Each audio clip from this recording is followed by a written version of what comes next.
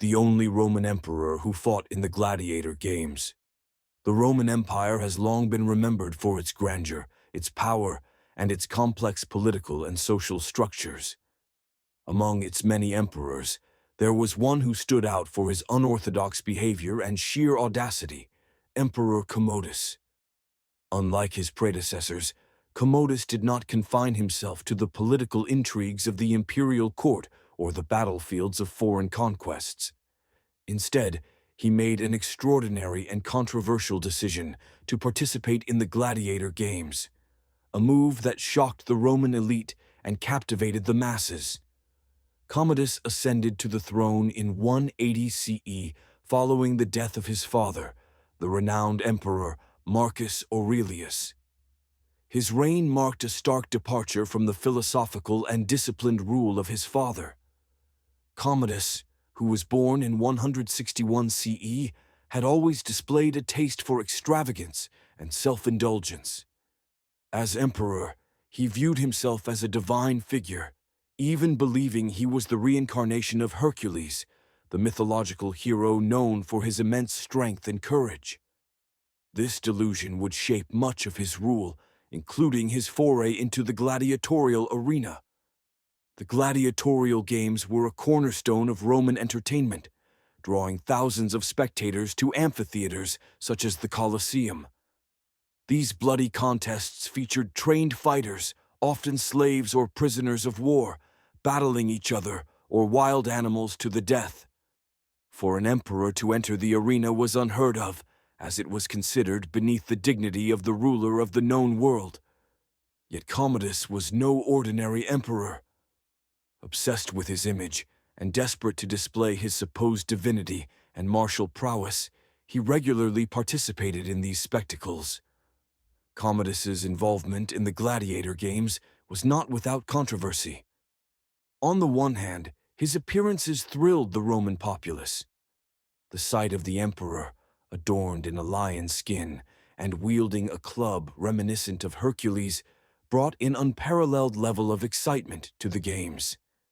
His participation symbolized, to some, the ultimate embodiment of Roman strength and valor. On the other hand, the aristocracy and the Senate were appalled. For them, Commodus's actions degraded the dignity of the imperial office and undermined the social hierarchy that separated rulers from the common people. It is important to note that Commodus did not fight on equal terms with other gladiators. His opponents were often armed with wooden weapons or were deliberately handicapped to ensure the emperor's victory.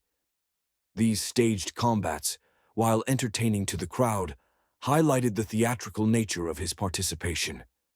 Despite this, Commodus's performances were not without risk. He reportedly fought in hundreds of bouts, displaying impressive physical strength and skill, albeit in highly controlled conditions. Commodus's obsession with the games extended beyond the arena. He renamed Rome as Colonia Commodiana and declared himself the Roman Hercules. Statues and coins were minted, depicting him in this divine persona. However, his extravagance and eccentric behavior alienated many of his supporters. His fixation on the games and his self-indulgence contributed to the neglect of administrative duties and the growing instability of the empire. The emperor's antics eventually led to widespread discontent. In 192 CE, a conspiracy to assassinate Commodus was formed, culminating in his death on December 31st of that year. His assassination marked the end of the Nerva Antonine dynasty and ushered in a period of chaos known as the Year of the Five Emperors. The legacy of Commodus is a complex one. While he is remembered for his extravagance, cruelty, and descent into megalomania, his decision to fight as a gladiator remains one of the most extraordinary and controversial chapters in Roman history. Commodus's actions blurred the lines between ruler and entertainer, leaving a legacy that continues to fascinate historians and enthusiasts of ancient Rome to this day. In the end, Commodus's participation in the gladiatorial games symbolized his ultimate flaw, an insatiable desire for adoration and glory.